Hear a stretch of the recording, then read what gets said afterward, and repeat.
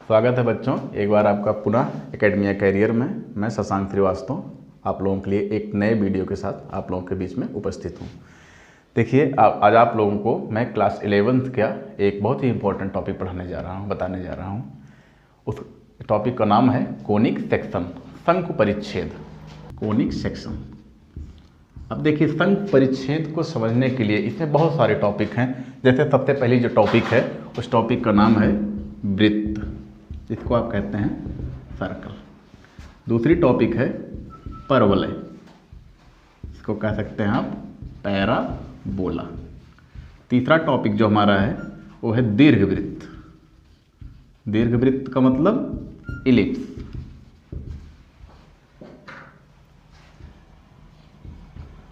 और चौथी जो टॉपिक हमारी है अतिपरवलय।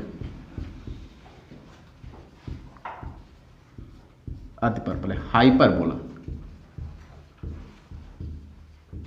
ठीक, तो देखिए, कोनिक सेक्शन में जितने टॉपिक हैं सारी टॉपिकों को मैं बहुत ही सरलतम तरीके से आप लोगों को बताऊंगा। बहुत ही सरलतम तरीके से देखिए धीरे धीरे कैसे आपको समझ में आता है। सबसे पहले कोनिक सेक्शन में हम जितने भी हमारे टॉपिक हैं, जैसे वृत्त है, परवलय है, दीर्घवृत्त है, अतिपरवलय है, इन सबको मैं बारी बारी से क्लियर करके आपको बता रहा हूँ। सबसे पहला देखिए, जो आपकी टॉपिक है जिसका नाम वृत्त है, इसको आप लोग बहुत पहले से ही समझते हुए आ रहे होंगे। जैसे देखिए, ये स्टार्ट हो जाता है, अगर देखा जाए तो क्लास 6 से ही स्टार्ट हो जाता है। चलिए, लेकिन मैं मान ले रहा हूँ अब लोग क्लास 8 से आप लोग जानकारी ले रहे हैं, तो वृत्त समझेंगे। वृत्त के बाद आप लोगों के लिए एक जो क्लास 10th अभी पास करके आए हैं, या काफ़ी समय उनका बीत चुका होगा, इसमें देखिए क्या है कि परवलय जो एक नया टॉपिक है, इसके बारे में कुछ लोग परिचित नहीं होंगे। दीर्घवृत्त, इससे भी परिचित नहीं होंगे। अतिपरवलय, इससे भी आप परिचित नहीं होंगे। आप परिचित किस चीज़ से हैं? वृत्त से परिचित हैं। मैं सबसे पहले आप लोगों को एक बार फिर से वृत्त के रूबरू करवा दे रहा हूँ।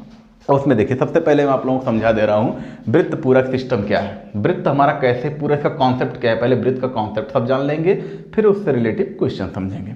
तो चलिए, मैं सबसे पहले कोनिक सेक्शन में आप लोगों को वृत्त के बारे में बता रहा हूँ। वृत्त देखिए, इसका बेसिकली फिगर समझिए। ये देखिए, ये हमारा क्या है? ये वृत्त है। दो चीजें होती हैं, गोला भी होता है, वृत्त भी होता है। एक इसी से रिलेटिव चीज होती है, इसका नाम है गोला, स्फेयर। स्फेयर भी आप जानते हैं। तो देखिए, गोला में क्या होता है, गोला और स्फेयर दोनों का शेप तो एक समान होता है, लेकिन है दोनों अलग अलग चीजें। गोला तो बेसिकली आप समझ लीजिए, ये हमारा मेंसुरेशन में यूज होता है, ये हमारा ठोस फिगर है, ठीक है ना, ठोस आकृति है। इस चीज को आप इसके अंतर को इस तरीके से समझ सकते हैं। गोला जो होता है ठोस आकृति होती है, वृत्त जो होता है ज्यामितीय आकृति होती है। ठीक, पहला डिफरेंस आपको ये मिल गया। दूसरी चीज क्या होती है, वृत्त का जो सेंटर होता है, केंद्र जो होता है वो फिक्स होता है, लेकिन गोला जो होता है, हमारे स्फीयर जो होता है, इसका सेंटर फिक्स नहीं होता।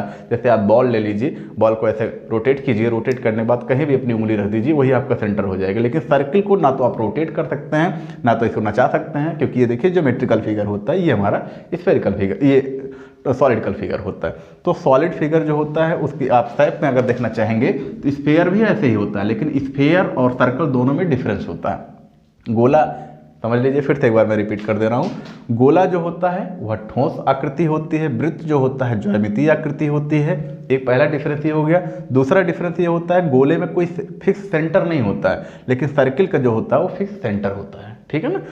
तो चलिए, हमको चर्चा करना है, सर्किल पे चर्चा करनी है, तो सर्किल को ही हम फोकस करेंगे। सबसे पहले ये सोचिए, सर्किल बनी कैसे? ठीक है, सर्किल को बनाया कैसे गया? बेसिकली आप लोग ये जानते होंगे, आप सबके पास जो पढ़ने लिखने वाले बच्चे हैं उनके पास कंपास होता है, जिसको आप गोला प्रकार कहते हैं, या कुछ लोग लंगड़ा प्रकार भी कहते हैं। अब देखिए, गोला प्रकार में क्या होता है, सबसे पहले आप क्या करते हैं, पेंसिल को सेटअप करते हैं। इसके बाद ऐसे या किसी प्लेन फिगर पे रख के उसको क्या करते हैं, इक्वल उसकी मतलब लेंथ बराबर कर लेते हैं। बराबर करने के बाद आपसे कहा गया कि 2 सेंटीमीटर रेडियस का कोई सर्कल खींचिए, कोई वृत्त खींचिए 2 सेंटीमीटर रेडियस की।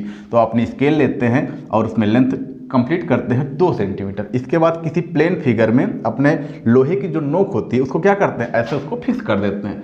फिक्स करने के बाद फिर क्या करते हैं, ऐसे आप इसको रोटेट कर लेते हैं, घुमा लेते हैं। इस तरह से जो शेप बन के तैयार हो जाता है वही आपका क्या कहलाता है, वही होता है वृत्त। लेकिन अब देखिए, हम चलिए समझ लेते हैं। अगर मान लीजिए ये मान लीजिए हमारा जो हाथ है ये हमारा गोला प्रकार है, एक फिक्स सेंटर कर लिए, ऐसे ऐसे समझिए ध्यान से, ऐसे ऐसे बिंदुओं का एक पथ निकल रहा है, ठीक है ना। हाँ, तो वहाँ तक नहीं घूम पाएगा, लेकिन चलिए इसको समझने के लिए ऐसे ऐसे समझ लेते हैं हम। अभी क्या हुआ, धीरे धीरे फिर क्या करते हैं, इनको हम ऐसे ऐसे मिला देते हैं। जो हमारा मिलाने पे जो शेप तैयार हुआ है फिक्स, हमारा सेंटर तो यहाँ फिक्स है। अब ये जो हमारा शेप तैयार हुआ है इसको मत ध्यान दीजिए, ये जो शेप हमारा तैयार हुआ है, ठीक है ना, ये क्या है, ये हमारा सर्कल है। सर्कल बना कैसे, अब इसकी डिफिनेशन में आपको समझा रहा हूँ, बात समझ में आपको अच्छी तरीके से आ जाएगी। देखिए परिभाषा कैसे, जो हम देखिए ये मैं खुद से जान लीजिए अच्छी तरीके से आपको समझने के लिए मैं इसको पूरी तरह से व्यवस्थित किया हूँ। कैसे है, जैसे हम क्या करते हैं, ये परिभाषा आप खुद भी बना सकते हैं। सर्कल खींचने के लिए क्या करते हैं, सबसे पहला काम करते हैं हम गोला प्रकार में पेंसिल की नोक लगाते हैं, पेंसिल को लगाते हैं। पेंसिल को लगाने के बाद फिर क्या करते हैं, प्लेन फिगर पे रखते हैं, ऐसे ऐसे बिंदुओं का एक पथ तैयार करते हैं, जो इसके बाद मिलाने पर जो बनता है वही हमारा क्या होता है, सर्किल होता है। ठीक, चलिए इसकी डेफिनेशन को हम समझें अपनी भाषा में। वृत्त क्या होता है, सर्किल की डेफिनेशन, एक निश्चित बिंदु को केंद्र मानकर एक निश्चित दूरी लेकर खींचे गए बिंदुओं के पथ से बना हुआ जो बिंदु पथ होता है वही हमारा क्या कहलाता है, वृत्त कहलाता है। देखिए एक निश्चित बिंदु को केंद्र मानकर एक निश्चित डिस्टेंस, एक फिक्स डिस्टेंस लेकर, एक निश्चित दूरी लेकर खींचे गए बिंदुओं के पथ से बना हुआ जो ये बिंदु पथ है ये हमारा क्या कहलाएगा, इसी को हम बोलेंगे वृत्त है। अर्थात वृत्त की परिभाषा, एक निश्चित बिंदु को केंद्र मानकर निश्चित दूरी लेकर खींचे गए बिंदुओं के पथ से बना हुआ जो बिंदु पथ होता है वो कहलाता है वृत्त। बात समझ में आई? ठीक, मैं एक बार फिर से रिपीट कर दे रहा हूँ। वृत्त एक ऐसे बिंदुओं का बिंदु पथ होता है जो एक निश्चित बिंदु को केंद्र मानकर एक निश्चित दूरी लेकर खींचे गए बिंदुओं के पथ से बना हुआ जो बिंदु पथ होता है उसे हम कहते हैं वृत्त। अब देखिए इसमें बहुत सारी चीज़ें होती हैं, चलिए उसको समझते हैं। एक फिगर में बना दे रहा हूँ ऐसे, ठीक, ये क्या हुआ, सर्कल हो गया। इसमें एक हम फिक्स पॉइंट ओ ले लेते हैं। देखिए सबके अलग अलग नाम हैं, इसको बोलते हैं परिधि, इसको कह सकते हैं सरकमफेरेंस। ये देखिए क्या होता है, हमारा केंद्र होता है, केंद्र, सेंटर। अब देखिए यहाँ से इसको ऐसे मिला दीजिए, इसका नाम ए भी रख लीजिए थोड़ी देर के लिए। अब ये हमारा क्या हो गया, ये जीवा है, कार्ड, ठीक ना। अब आगे चलिए सेंट्रल, अभी एक काम ही करिए, ऐसे कोई लेंथ खींच दीजिए, इसका नाम पी क्यू ले लीजिए। ये भी क्या बन जाएगा हमारा, ये व्यास है, जिसको आप कह सकते हैं डायमीटर। ठीक, अब इन सारी चीज़ें जो बनाई गई हैं इस पूरे सर्किल में, सबसे पहले देखिए मैं बेस बता रहा हूँ, ये आपकी इंटरमीडिएट की जरूरत की चीज़ नहीं है, लेकिन मैं फिर भी आपको बेसिक बताने की वजह से ये सारी चीज़ें बता रहा हूँ। आपको 11th की क्लास में, क्लास 10th की क्लास में जो आप लोग पढ़े होंगे, सर्कल का चैप्टर क्लास 10th में है, सर्कल में जो आप लोग पढ़े होंगे उसमें क्या है, सारी चीज़ें आपकी जो एंगल से रिलेटिव है, ठीक है ना। इसमें क्या होगा, कोई चीज़ एंगल से रिलेटिव नहीं होगी, जो कुछ होगा आपका इक्वेशन से रिलेटिव होगा। तो देखिए ये जो हमारा पूरा फिगर बना हुआ है, ये फिगर जो हमारा ये पूरा सिस्टम देख रहे हैं, ये पूरा सिस्टम क्या कहलाएगा, ये पूरा वृत्त है, ठीक है। अब इस वृत्त में पहली चीज़ हम जानेंगे ये क्या है, जो सेंटर है ये कैसे बना है, सरकमफ्रेंस जो है ये कैसे बना है, डायमीटर जो है ये कैसे बना है, ए बी ये जो लिखी गई है, जीवा लिखी गई, ये सब क्या है, इन सब चीज़ों के बारे में अच्छी तरीके से समझेंगे, ठीक है ना। अब देखिए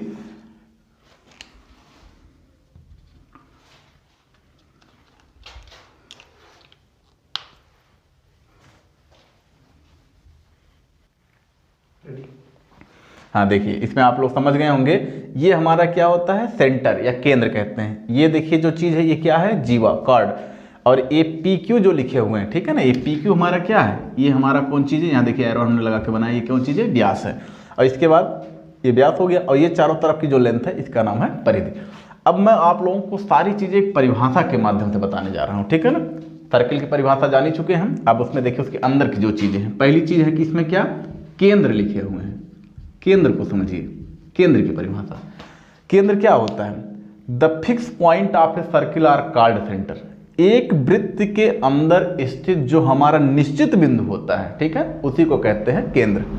ठीक, अब देखिए केंद्र के अलावा अगर आप इस फिक्स पॉइंट के अलावा आपका गोला प्रकार जरा सा भी यहाँ के यहाँ हो गया, जरा सा भी अगर फॉल्ट हुआ तो आपका सर्किल क्लियर नहीं बन पाएगा, इसीलिए उसका नाम क्या है, फिक्स पॉइंट। ठीक, अब ये समझिए, फिर से एक बार रिपीट कर दे रहा हूँ। केंद्र क्या होता है, वृत्त के अंदर स्थित जो हमारा निश्चित बिंदु होता है उसी को हम वृत्त का केंद्र कहते हैं, या कह सकते हैं the fix point of a circle are called centre. The fix point of a circle are called centre. वृत्त के अंदर स्थित जो एक निश्चित बिंदु होता है उसे वृत्त का केंद्र कहते हैं। परिभाषा समझ गए होंगे, लिख लीजिए। वृत्त के अंदर स्थित एक निश्चित बिंदु को वृत्त का केंद्र कहते हैं, या the fix point of a circle are called centre. दूसरी चीज अब हम समझेंगे, ये देखिए अगली चीज मैं लिख दे रहा हूं, जीवा समझे। जीवा क्या होता है, देखिए ये जीवा कैसे बना हुआ है, एक देख रहे हैं पॉइंट यहाँ, एक समझ लीजिए एक यहाँ से बंधा हुआ है, यहाँ से बंधा हुआ है। ये किस चीज से बंधा हुआ है, इस सर्कमफ्रेंस से बंधा हुआ है। तो हम कह सकते हैं, इसकी परिभाषा देख के आप समझ सकते हैं, joining any 2 point of circumference are called chord. ठीक है, वृत्त की परिधि को 2 बिंदुओं पर जोड़ने वाले रेखाखंड को हम क्या कहते हैं, जीवा कहते हैं। ज्वाइनिंग एनी 2 पॉइंट, ये आप कहीं भी जोड़ सकते हैं, यहाँ से जोड़ लीजिए, यहाँ से जोड़ लीजिए, कहीं एक तरीके से ये जो हमारा डायमीटर ये भी क्या है, ये भी एक तरीके का जीवा ही है। ठीक है, जीवा का मतलब बेसिकली इतना जान लीजिए कि वृत्त की परिधि को 2 बिंदुओं पर जोड़ने वाले रेखाखंड को वृत्त की जीवा कहते हैं, या and line segment which is joining any 2 point of circumference are called chord. ठीक, तो समझ गए जीवा की परिभाषा। अब तीसरी चीज बताने जा रहे हैं हम, ये पहला हो गया, दूसरा हो गया, तीसरी चीज देखिए व्यास। व्यास, ठीक, व्यास का मतलब डायमीटर से है। अब डायमीटर को हम कैसे समझेंगे, देखिए ये अब एक चीज जान चुके हैं, हमारी जीवा तो क्लियर हो गई, ये भी एक तरीके की जीवा ही है। इसको आप कह सकते हैं किसी वृत्त की सबसे बड़ी जीवा जो होती है उसी को हम व्यास कहते हैं। एक परिभाषा ये भी है, वृत्त की परिभाषा, the longest chord are called diameter. वृत्त की सबसे लंबी जीवा को वृत्त की व्यास कहते हैं, वृत्त का व्यास कहते हैं। या दूसरी परिभाषा से, joining any 2 point of circumference, joining any 2 point of circumference which is passing through with centre. ठीक है, सबसे बड़ी क्वालिटी यही होनी चाहिए कि वह सेंटर से होकर क्रॉस होना चाहिए। ठीक, तो बात समझ में आई, इस तरीके से समझिए, joining any 2 point of circumference are called diameter. वृत्त की परिधि को 2 बिंदुओं पर जोड़ने वाला ऐसा रेखाखंड जो वृत्त के केंद्र से होकर जाता है। ठीक है, ये देखिए ये वृत्त के केंद्र से होकर जा रहा है। वृत्त की परिधि को 2 बिंदुओं पर जोड़ने वाला ऐसा रेखाखंड जो वृत्त की परिधि से होकर जाता है उसे हम कहते हैं व्यास कहते हैं। बात समझ में आई। अब अगली चीज देखिए, चौथा नंबर आ गया किस चीज का, ये जो बाहरी आवरण बना हुआ है इसको कह सकते हैं आप कौन चीज, परिधि कह सकते हैं। परिधि की परिभाषा समझिए अच्छी तरीके से, कैसे होता है परिधि, ये कैसे बना हुआ, ये जो चारों तरफ का आपको राउंड दिख रहा है इसी का नाम परिधि है। इसकी परिभाषा मैं आपको परिभाषा के माध्यम से समझा रहा हूं। देखिए ये क्या है, चारों तरफ का आवरण है। किसी वृत्त के चारों तरफ का जो आवरण होता है उसी को हम क्या कहते हैं, परिधि कहते हैं। या the distance around of circle, the distance around of circle are called circumference. वृत्त के चारों तरफ की दूरी को, किसी वृत्त के चारों तरफ की जो दूरी होती है उसी को हम क्या कहते हैं, परिधि कहते हैं। बात समझ में आई।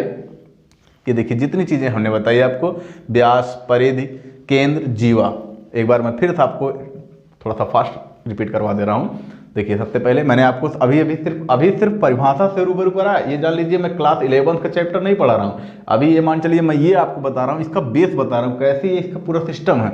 ये मान चलिए क्लास 8 का क्लास है, ये समझ चलिए आप, क्योंकि वो सब चीज़ें आपको क्लास 8 में ही बताई जाएंगी। लेकिन मेरा ये सोच है कि आप लोग इस तरीके से समझें जिससे आपको कोई भी कॉन्सेप्ट आपका छूटने ना पाए, इसीलिए मैंने इसको इंटरनली चीज़ बताई इसकी।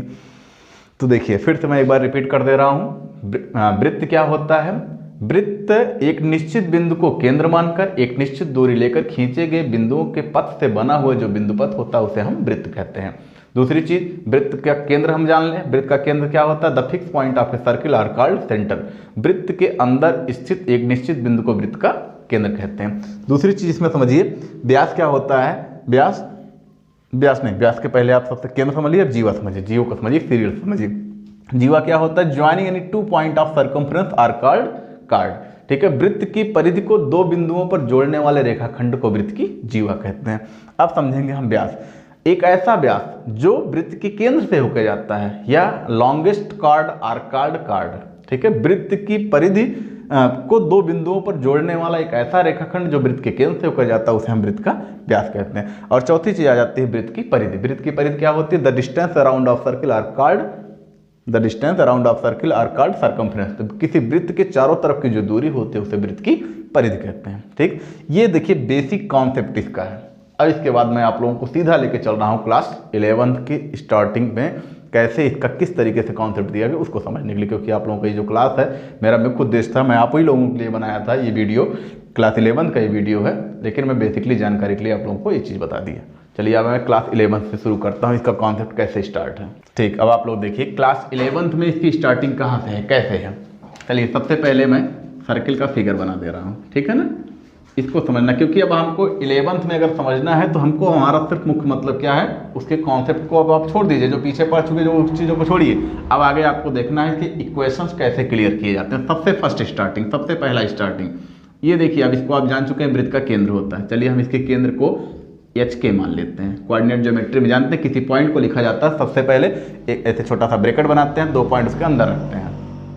ठीक, ये जो पहला पॉइंट होता है इसका नाम जानते होंगे, ना जानते हो तो बता दे रहा हूँ एक बार, बेसिकली पी एक्स वाई। ठीक, ऐसे हमने लिखा पी एक्स वाई। इसको अगर आपको पढ़ने के लिए बोल दिया जाए कैसे पढ़ेंगे, इसको कहेंगे निर्देशांक ज्यामिति की भाषा में, कैसे कोऑर्डिनेट ज्योमेट्री की भाषा में इसको बोलेंगे, कोई बिंदु P है, कोई पॉइंट P है जिसके कोऑर्डिनेट, ठीक है ना, उसके कोऑर्डिनेट क्या है, एक्स और वाई हैं, इनके भी अपने स्पेशल नाम हैं। जैसे देखिए इसका नाम क्या है, हिंदी में इसको बोलते हैं भुज, एक्सिसा, और ये जो हमारा है इसको बोलते हैं कोटि, इसको आप कह सकते हैं ऑर्डिनेट। ठीक, ऑर्डिनेट कोटि हो गया, ये हमारा भुज, एब्सिसा हमारा भुज हो गया। ठीक है, कभी आपसे कोई बोले कोई पॉइंट लिखिए, तुरंत आप कोई एक ABCD कोई भी नंबर ले लीजिए, नंबर लिखने के बाद छोटा सा ब्रैकेट बनाइए, उसके अंदर 2 पॉइंट डालिए, दोनों पॉइंटों के बीच में कामा का सिंबल लगा दीजिए। ठीक है ना। तो देखिए हमने क्या किया, एक यहाँ पे पॉइंट लिया H और K, यहाँ से एक डिस्टेंस पर यहाँ कोई पॉइंट PXY मान लेते हैं।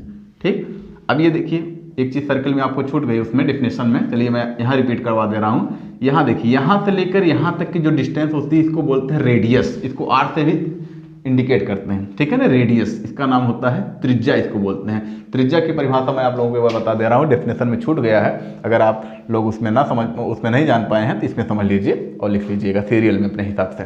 ठीक है, ये क्या होता है, वृत्त के केंद्र से वृत्त के परिध तक की जो दूरी है इसको क्या कहते हैं, वृत्त की त्रिज्या कहते हैं। ठीक ना, the distance between centre and circumference, centre और सरकमफ्रेंस के बीच की जो डिस्टेंस है इसी का नाम क्या होता है, रेडियस होता है। वृत्त के केंद्र से वृत्त के परिध तक की दूरी को वृत्त की त्रिज्या कहते हैं। छोड़िए आगे देखिए, ये क्या हुआ, सेंटर हो गया, यहाँ से यहाँ तक की डिस्टेंस को हम मान लीजिए R से इंडिकेट कर देते हैं, रेडियस को R से बेसिकली इंडिकेट किया जाता है, इसलिए हमने R से इंडिकेट कर दिया। अब आगे देखिए, यहाँ से यहाँ तक की जो डिस्टेंस है इसको हमने क्या मान लिया, R मान लिया। तो हम यहाँ लिख सकते हैं, ये चीज़ आप क्लास 10th में पढ़े होंगे, डिस्टेंस बिटवीन 2 पॉइंट। ये देखिए एक पॉइंट ये है, एक पॉइंट है, इन दोनों पॉइंटों के बीच की डिस्टेंस OP बराबर हम यहाँ पे क्या दिया गया है, R दिया गया हमको, हमने मान लिया। ठीक है ना, आगे चलिए OP का मतलब 2 बिंदुओं के बीच की डिस्टेंस, इसको हम मान लेते हैं x1 और इसको ले लेते हैं y1, ये हमारा x2 है, ये हमारा y2 है। इन दोनों पॉइंटों के बीच की डिस्टेंस निकालने का जो फार्मूला होता है x2 माइनस x1 का होल स्क्वायर। देखिए डिस्टेंस बिटवीन 2 पॉइंट, अभी मैं डेरिवेशन करके इसका बता देता हूँ आप लोगों को ये बना कैसे है, x2 माइनस x1 का whole square plus y2 minus y1 का होल स्क्वायर बराबर यहाँ पे क्या लिख देंगे, R। ये डिस्टेंस बिटवीन 2 पॉइंट का फार्मूला है। तो x2 और x1, y2 और y1 की जगह पर हम सारे पॉइंटों को फिल कर देंगे यहाँ पे। तो देखिए क्या बने, x2 की जगह पे x माइनस h का whole square plus y minus k का होल स्क्वायर बराबर R हो गया।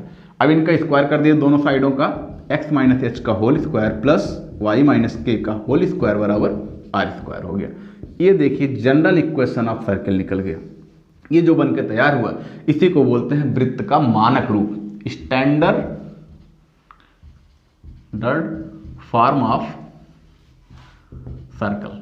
ठीक है, वृत्त का मानक समीकरण, वृत्त का मानक समीकरण। कब ये वृत्त का मानक समीकरण है, जब केंद्र का मान HK, त्रिज्या का मान R आपको दिया गया है। अब मैं आपको समझाऊं सवाल कैसे इसको क्लियर किया जाएगा। जब किसी वृत्त का केंद्र और वृत्त की त्रिज्या दी गई हो, ऐसी सिचुएशन में अगर आपको वृत्त का समीकरण ज्ञात करना हो तो कुछ करना नहीं, जो आपका केंद्र दिया गया है, ठीक है ना, करना क्या है, जो केंद्र दिया गया केंद्र की जगह को HK मान लेंगे और त्रिज्या को R से इंडिकेट कर देंगे, इस सारे पॉइंटों को लाके इसमें फिट कर देंगे और इसको सिंप्लीफाई कर देंगे। जो इक्वेशन बनकर तैयार होगा वही वृत्त का मानक समीकरण होगा। ठीक, बात समझ में आ गई। वृत्त का समीकरण निकालना जब वृत्त का केंद्र और त्रिज्या दी गई, ये वृत्त का हमारा मानक समीकरण है। अब इसी वृत्त के मानक समीकरण को ये देखिए x माइनस h का whole square y minus k का होल स्क्वायर बराबर यहाँ R स्क्वायर लिख, इसको हम पूरी तरह से खोल दें, ठीक है, पूरी तरह से हल कर दें, तब वृत्त का जो समीकरण तैयार होगा वो वृत्त का व्यापक समीकरण तैयार होगा। ठीक है ना। ये देखिए मैंने पहली चीज क्या बताई, किसी वृत्त का केंद्र ज्ञात हो, त्रिज्या ज्ञात हो, वृत्त का समीकरण निकालना। अब मैं बताऊंगा आपको, इसी में समझ लीजिए कि वृत्त का समीकरण दिया गया, वृत्त का केंद्र और त्रिज्या कैसे निकालते हैं, ठीक है ना। अभी आपने जाना केंद्र और त्रिज्या दिए होने पर वृत्त का समीकरण निकालना, और वृत्त का समीकरण दिए होने पर त्रिज्या और केंद्र ज्ञात करना। देखिए करना आपको क्या है, कुछ उसमें करना नहीं, जो भी आपका इक्वेशन दिया गया है, ठीक है ना, दिए गए इक्वेशन को इस इक्वेशन से कंपेयर कराएंगे। जैसे मान लीजिए हमने कोई समीकरण लिख दिया x - 5 का होल स्क्वायर प्लस y - 6 का होल स्क्वायर बराबर लिख दिया हमने यहाँ पे 100। क्या करेंगे, x - 5 का होल स्क्वायर प्लस y - 6 का होल स्क्वायर, इसको लिख दीजिए 10 का स्क्वायर। अब दिए गए इक्वेशन को अपने इस स्टैंडर्ड इक्वेशन से कंपेयर कराइए। ये आपका स्टैंडर्ड इक्वेशन है, ये गिवन इक्वेशन है। अगर आपका सवाल इस टाइप से दिया गया तभी आप इसका काम इससे कर पाएंगे। करना क्या है, x यहाँ h की जगह पे आपको क्या मिल गया, h बराबर आपको 5 मिल गया, और k की जगह पे आपको क्या मिल गया, k के मान 6 मिल गया, और रेडियस की जगह पे क्या मिल गया, 10 मिल गया। और हम जानते हैं अगर कोई समीकरण इस टाइप से तो इसका केंद्र ये होता है, ठीक है, तो केंद्र का मान सीधे हमारा क्या निकल गया, 5 और 6 निकल गया। और त्रिज्या का मान क्या मिल गया हमको, त्रिज्या बराबर r की जगह पे क्या वैल्यू मिली, 10 मिल गई। ठीक, अब आप समझ गए होंगे कि किसी वृत्त का समीकरण अगर दिया गया है, ठीक है, तो वृत्त के केंद्र और त्रिज्या ज्ञात करने के लिए दिए गए इक्वेशन को जनरल इक्वेशन से कंपेयर करवाएंगे, एच और के का मान फाइंड करेंगे, आर का मान फाइंड करेंगे, त्रिज्या का मान इस तरीके से निकाल लेंगे। और अगर त्रिज्या और रेडियस दी गई है, वृत्त का समीकरण खड़ा करना आपको, तो इस फार्मूले में उठा कर डाल देंगे, आपका उत्तर क्लियर हो जाएगा। ठीक, ये समझ गए। अब दूसरी चीज इसमें आ जाती है, यही चीज है, इसको मान लीजिए इस टाइप से ना देख किसी दूसरे टर्म में दे दिया गया, तब आप कैसे क्लियर कर पाएंगे कि हमारा इक्वेशन क्या है। जो लोग कंप्लीटिंग स्क्वायर मेथड से इसको ना क्लियर कर पाते हैं उनके लिए ये सब चीजें हैं। अगर कोई लड़का है, समझदारी का प्रयोग करेंगे तो क्या कर सकते हैं, हम दिए गए इक्वेशन को जो स्पेंड फॉर्म में दिया गया उसको क्या कर देंगे, इस तरीके से ब्रीफ फॉर्म में बना लेंगे। बनाने के बाद स्टैंडर्ड इक्वेशन से कंपेयर कराएंगे, रेडियस और आपको सेंटर दोनों मिल जाएगा। लेकिन अगर मान लीजिए आपको मैं इस चीज़ बता दूं, इसके बाद मैं आप वो चीज़ बताऊंगा जो आपको बताया कि ये डिस्टेंस बिटवीन 2 पॉइंट का फार्मूला बना कैसे है, ठीक है ना, इसके बारे में आपको बताऊंगा। तो ये समझ लीजिए, फार्मूला उतार लीजिए।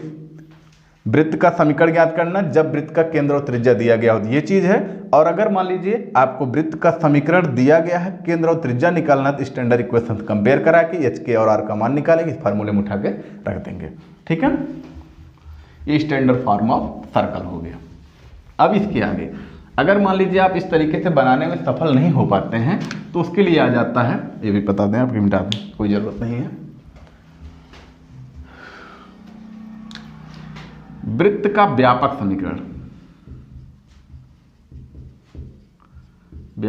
समीकरण, ठीक है, या कह सकते हैं general turn off circle, general turn off circle.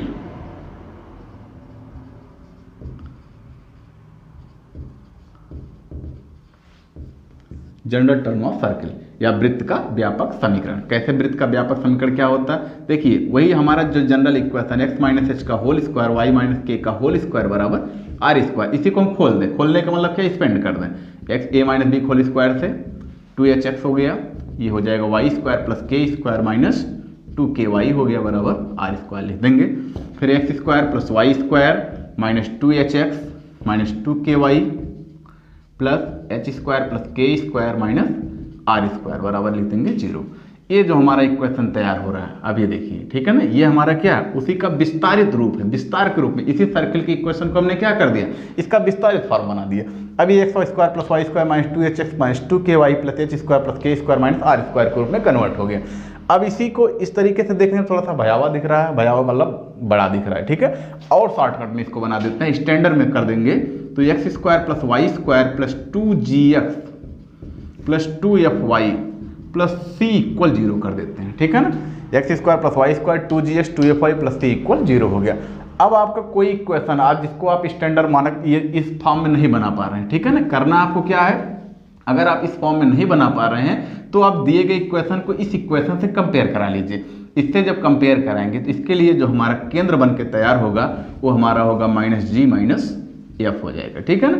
और त्रिज्या का मान अगर आपको निकालना है, रेडियस का मान निकालना है तो g square plus f square minus c हो जाएगा, ठीक है। वृत्त का व्यापक समीकरण अगर आपको दिया गया है, उस व्यापक समीकरण के माध्यम से केंद्र और त्रिज्या ज्ञात करना है, तो जी का मान निकालेंगे, एफ का मान निकालेंगे। जी का मान निकालने का मतलब जो हमारा एक्स का जो कोफिशिएंट है उसका हाफ करेंगे तो जो आपको जी का मान मिल जाएगा, और एफ का मान अगर आपको निकालना है तो जो आपके सवाल में वाई का कोफिशिएंट दिया गया उसी को क्या कर देना है, हाफ कर देना है, तो आपको क्या मिल जाएगा, एफ का मान मिल जाएगा और सी का मान मिल जाएगा। ठीक है, अगर मान लीजिए इस तरीके से ना समझ पाए हो, चलिए मैं एक एग्जाम्पल के माध्यम से आपको बता दे रहा हूं कि अगर वृत्त का व्यापक समीकरण दिया गया और आप उसको स्टैंडर्ड इक्वेशन में नहीं बनाना चाहते हैं, तो ऐसी कंडीशन में सेंटर और उसका रेडियस कैसे फाइंड करेंगे। कोई सवाल ले लेते हैं हम, बाकी आप लोगों को जब चैप्टर वाइज पढ़ाएंगे सारी चीज़ें बताएंगे। ले लीजिए x square plus y square plus 10x plus 8y plus 6 ले लेते हैं थोड़ी देर के लिए, बराबर 0 हो गया। अब एक तरीका तो ये है, इस इक्वेशन को आप स्टैंडर्ड इक्वेशन में कन्वर्ट करें। अगर मान लीजिए स्टैंडर्ड इक्वेशन में कन्वर्ट करने में आपको परेशानी हो रही है, तो आप उसके जो विस्तारित रूप है उसके माध्यम से क्लियर कर लीजिए। क्या करना पड़ेगा आपको, X square Y square 2gx 2fy plus C बराबर 0 से तुलना करवानी है। ठीक, तुलना करते हैं हम एक्स स्क्वायर फ्री, और सबसे बड़ी क्वालिटी एक चीज़ और जान लीजिए, किसी सर्कल के इक्वेशन होने के लिए सबसे इंपॉर्टेंट क्वालिटी ये होनी चाहिए, एक्स स्क्वायर वाई स्क्वायर इन दोनों का जो कोफिशिएंट होना चाहिए वो दोनों सेम होना चाहिए और सेम के साथ साथ 1 होना चाहिए। अगर 1 नहीं है, जैसे मान लीजिए ऐसे लिख दिया गया 2x square 2y square plus 6x plus 8y plus 10 equal 0, ये अभी इस सर्कल का इक्वेशन है, लेकिन ये क्या है, व्यवस्थित टर्म में नहीं है। व्यवस्थित बनाने के लिए इस 2 को फ्री करेंगे, है दोनों सेम चीज। अगर यहाँ पे 3 लिख दिया गया गलती से, तो जान लीजिए सर्कल का इक्वेशन नहीं हो सकता। इसको होने के लिए क्या होना चाहिए, दोनों का मान सेम होना चाहिए, और हम फ्री कर दें अगर इसको, x square plus y square plus 3x plus 4y plus 5 equal 0 हो गया। हमने क्या किया, 2 से डिवाइड कर दिया पूरे को। ठीक है ना, तो इसको ध्यान में रखिएगा, कभी भी गलती से ऐसा इक्वेशन ना तैयार हो जाए कि एक्स स्क्वायर और वाई स्क्वायर के कोफिशिएंट दोनों अलग अलग हैं। अगर दोनों अलग अलग हो गए, जान लीजिए आपने सवाल गलत लगाया, उसको क्लियर करेंगे। ठीक है ना, अब आगे देखिए, कंपेयर कर लीजिए। अब देखिए एक्स का कोफिशिएंट इसमें 10, इसमें एक्स का कोफिशिएंट 2g बराबर 10, 2f बराबर 8 और c बराबर 6 हो गया।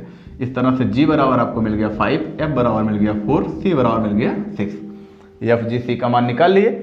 अब चलिए केंद्र के फार्मूले में उठा के रखिए, हमेशा ध्यान दीजिएगा, x का जो गुणांक रहेगा इसको डायरेक्टली 10 मत लिखिएगा, 10 जितना है, क्योंकि हम जब 2g से कंपेयर कराएंगे इसका तो 10 मिला, तो g का परफेक्ट मान निकालने पर आपको क्या मिलेगा, 5 मिलेगा।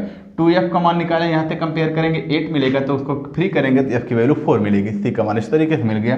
केंद्र माइनस g माइनस f होता है, तो ये हो जाएगा -4 -5 -4, और त्रिज्या यानी रेडियस इसकी निकालना चाहेंगे तो फार्मूला लगाएंगे g square plus F square minus c।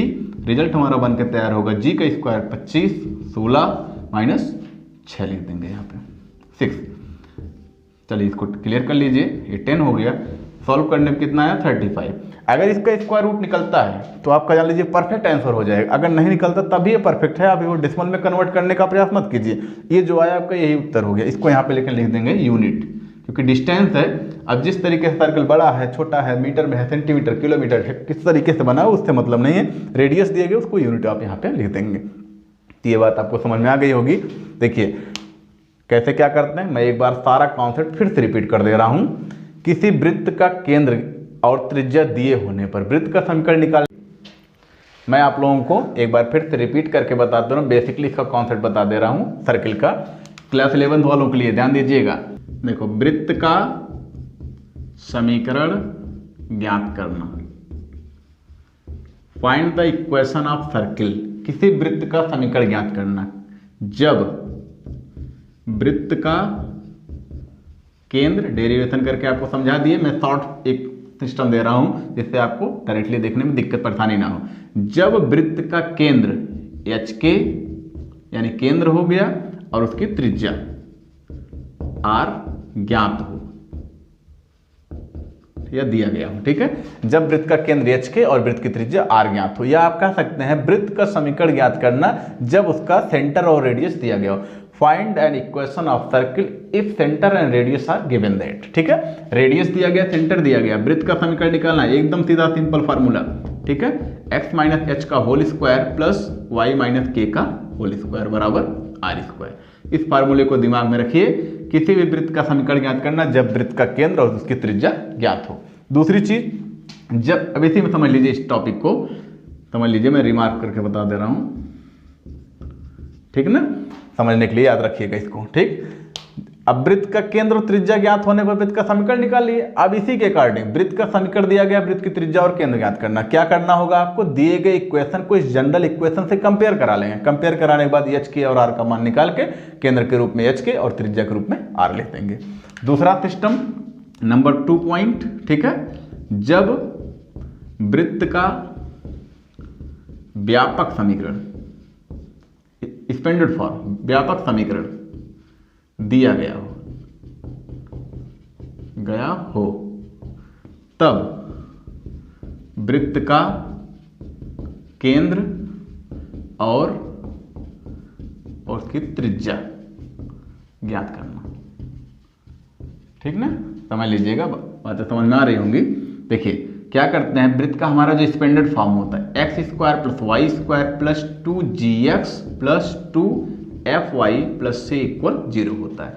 क्या करना होता है हमको, ये देखिए x के कॉफिशिएंट को कंपेयर कर लेंगे 2g से g का मान निकाल लेंगे और y से कंपेयर y का जो कॉफिशिएंट होगा 2f का दिए गए क्वेश्चन के कंपेयर उससे कंपेयर करा लेंगे, उससे आपको f का मान मिल जाएगा और c का मान मिल जाएगा, दिए गए इक्वेशन से कंपेयर करा के ले लीजिएगा। लेने के बाद इसका केंद्र लिखने के लिए केंद्र बराबर लिखेंगे -g -f और उसकी त्रिज्या लिखेंगे, त्रिज्या बराबर रूट में g square plus f square minus c, ये फार्मूला हो जाएगा त्रिज्या का, ठीक है ना। वृत्त का व्यापक समीकरण दिए होने पर वृत्त का केंद्र और त्रिज्या ज्ञात करना, वृत्त का केंद्र और त्रिज्या दिए होने पर वृत्त का समीकरण ज्ञात करना, ठीक है ना। ये बेसिक इसकी स्टार्टिंग यहीं से होती है और क्लास 11th में आप इसके माध्यम से एनसीईआरटी जो पैटर्न में आपकी क्वेश्चन दिए गए हैं उसमें अगर आप चाहेंगे इन्हीं दोनों चीज़ों के माध्यम से काफ़ी क्वेश्चन क्लियर कर सकते हैं। और भी टॉपिक हैं इस पे हैं, उसकी भी चर्चा कर लेते हैं हम थोड़ा सा। देखिए कंडीशंस बता दें, यहाँ बता दे रहे हैं, समझ लीजिएगा। यदि दो वृत्त, इस तरह क्वेश्चन पूछ जाते हैं, बहुत सारे इसके एप्लीकेशन हैं, समझाने के लिए आपको बहुत सारे अपने तरफ से मैं क्वेश्चन दे दूंगा। दो वृत्त यदि स्पर्श करते हैं, यदि परस्पर स्पर्श करते हैं तो उनकी देखिए कंडीशन क्या होती है। कंडीशन के अकॉर्डिंग उनको हम लिख सकते हैं ओ डैश बराबर R1 plus R2। O dash मतलब क्या, ओ जो होता है जो पहला सर्किल आपका दिया गया उसका सेंटर हो गया, ओ डैश जो दिया गया दूसरे सर्किल का सेंटर हो गया, R1 जो दिया गया पहले सर्किल का रेडियस हो गया, R2 जो हो गया दूसरे सर्किल का रेडियस हो गया। अगर दोनों सर्किलों के बीच की डिस्टेंस, ठीक है ना, ओ डैश मतलब क्या हो, दो सर्किलों के बीच की डिस्टेंस और उनके डिस्टेंस की जो वैल्यू है उनके रेडियसों के सम के बराबर आ गया तो आप कह देंगे two circle are touching each other. If two circle are touch each other then condition R dash equal R1 plus R2। जैसे यहाँ छोटा सा फिगर बना के मैं बता दे रहा हूँ। देखिए ऐसे दो सर्किल ले लीजिए, ये टच कब कर सकते हैं, किस कंडीशन में करेंगे। ये देखिए हमारा इसका सेंटर ये, इसका सेंटर ये, दोनों को हमने मिला दिया, ये O मान लेते हैं, ये O डैश मान लेते हैं, ये R1 ले लेते हैं, इसको R2 ले लेते हैं। अगर यहाँ से यहाँ तक की दूरी, यहाँ से यहाँ तक की दूरी इस पूरी डिस्टेंस के बराबर हो जाए, यानी O जैसे मान लीजिए 3 ले लेते हैं, इसको 2 सेंटीमीटर का रेडियस ले लेते हैं, O डैश हमारा 5 आए और R1 का मान 3 आए, R2 का मान 2 आए, तो हम कह सकते हैं O डैश बराबर R1 प्लस R2। इस कंडीशन को वेरीफाई कर देगा तो इससे क्या क्लियर हो जाएगा कि दोनों सर्किल एक दूसरे को टच करते हैं। If two circle are touch each other then O dash बराबर R1 प्लस R2 हो गया, ठीक है ना। ये कंडीशन होती है और भी बहुत सारे इसमें कॉन्सेप्ट आपको मिलेंगे, बहुत सारे एप्लीकेशन मिलेंगे, क्वेश्चनों के माध्यम से मैं आपको सारे सवालों का जवाब देता रहूँगा, ठीक है ना। तो ठीक, देखिए बच्चों, आज आप लोगों ने टोटल इसमें मैं एक बार फिर से रिपीट कर दे रहा हूँ क्या क्या चीज़ आपने अध्ययन किया। मैंने सबसे पहले स्टार्टिंग की, अभी बहुत सारी चीज़ें कोनिक सेक्शन में समझना है। मैं आप लोगों को अभी क्या क्या बताया हूँ, मैंने सबसे पहले स्टार्ट किया कोनिक सेक्शन। कोनिक सेक्शन में मैंने पहली टॉपिक आपको बताई, पहली टॉपिक बताया मैंने। कोनिक सेक्शन के बारे में अभी डिटेल आपको नहीं दिया हूँ, मैं आपको सिर्फ बताया हूँ सर्किल क्या है, उसकी जितनी टॉपिकें लिखी गई हैं, ठीक है, जितने उसमें कंडीशन वो चीज़ें हैं उनके बारे में बताया। जैसे पहली चीज़ हमने चर्चा किया सर्किल पे। सर्किल में आपको क्या बताया हमने, सर्किल कैसे बना हुआ है, सर्किल के अंदर की जो चीज़ें होती हैं, जैसे उसमें क्या हुआ, सेंटर हुआ, सरकमफ्रेंस हुआ, रेडियस हुआ, डायमीटर हुआ और उसका कॉर्ड हुआ, ठीक है ना। इन सारी चीज़ों के बारे में मैंने आपको डेफिनेशन के सहित डेफिनेशन के माध्यम से मैंने आपको उससे रूबरू कराया। दूसरी चीज़ मैंने क्लास 11 से जोड़ दिया इसमें, वो सब चीज़ों के लिए आप इस पूरे सिस्टम को देखिए, समझिए। इसके माध्यम से मैंने आपको सारी चीज़ें बता दी। इसमें ये आपको बताया गया कि सर्किल का सेंटर और रेडियस दिए होने पर सर्किल का इक्वेशन कैसे बनाते हैं, सर्किल का व्यापक रूप कैसे निकालते हैं, व्यापक रूप के माध्यम से सेंटर और रेडियस कैसे फाइंड करते हैं, दो सर्किल अगर एक दूसरे को टच करते हैं तो उनके बीच की कंडीशंस क्या होती है, और भी बहुत सारी चीज़ें हैं। उनको इस तरीके से बताने की कोई विशेष जरूरत नहीं है, क्योंकि आप क्वेश्चन के माध्यम से उन सब चीज़ों को समझ ले जाएंगे। इसलिए मैंने उन सारी चीज़ों का बहुत बड़ा नोट्स यहाँ बना के तैयार नहीं किया। आप इन सभी चीज़ों से ही अपना सारा सिस्टम क्लियर कर सकते हैं। अब मैं आप लोगों को कुछ होमवर्क के रूप में समझ लीजिए, मैं कुछ क्वेश्चन दे रहा हूँ, उसको आप लोग ट्राई करिएगा, लगाइएगा, समझिएगा। लगाने में जो दिक्कत होगी दिए गए लिंक पे कांटेक्ट कीजिएगा, व्हाट्सअप ग्रुप से जुड़िएगा। जो कुछ भी समझने में दिक्कत या परेशानी होगी उसमें हम आपका सहयोग करते रहेंगे, ठीक है ना। मैं आप लोगों को सिर्फ होमवर्क के रूप में दे रहा हूँ। इसके बाद इसका सारा क्वेश्चन आप लगाने का प्रयास करिएगा, नहीं आएगा तो मैं फिर इसको रिपीट कर दूंगा। चलिए मैं पहला होमवर्क दे रहा हूँ आप लोगों को, वृत्त का समीकरण ज्ञात करना। आपको ज्ञात करना, अपनी एनसीईआरटी बुक उठाएंगे तो आपको बहुत सारे क्वेश्चन ऐसे मिलेंगे। वृत्त का समीकरण ज्ञात करो यदि, या मैं लिख दे रहा हूं केंद्र, और यहाँ पे आगे लिख देंगे कि केंद्र लिख दीजिए और त्रिज्या ले लीजिए। पहला क्वेश्चन इसका, केंद्र का मान 2 - 3, रेडियस का मान 6 दे दिए। दूसरा क्वेश्चन, केंद्र का मान मैं दे रहा हूँ आपको 3 - 5, ये भी माइनस ले लीजिए। त्रिज्या का वैल्यू दे रहा हूँ 7 यूनिट। ऐसे एक और क्वेश्चन लिख लीजिए इसका, केंद्र दिया गया है -5 - 6, इसको पॉजिटिव कर दीजिए। त्रिज्या का मान ले लीजिए, कुछ भी ले सकते हैं, 16 यूनिट ले लीजिए। चलिए ठीक, वृत्त का समीकरण ज्ञात करिएगा। केंद्र दिया गया, त्रिज्या, केंद्र दिया गया, त्रिज्या। दूसरा, वृत्त का केंद्र और त्रिज्या ज्ञात करिए। त्रिज्या ज्ञात करो यदि, समीकरण दिया जा रहा है x - 5 का होल स्क्वायर y - 8 का होल स्क्वायर इक्वल 100। दूसरा क्वेश्चन लिख दे रहे हैं x + 5 का होल स्क्वायर y - 6 का होल स्क्वायर इक्वल 36।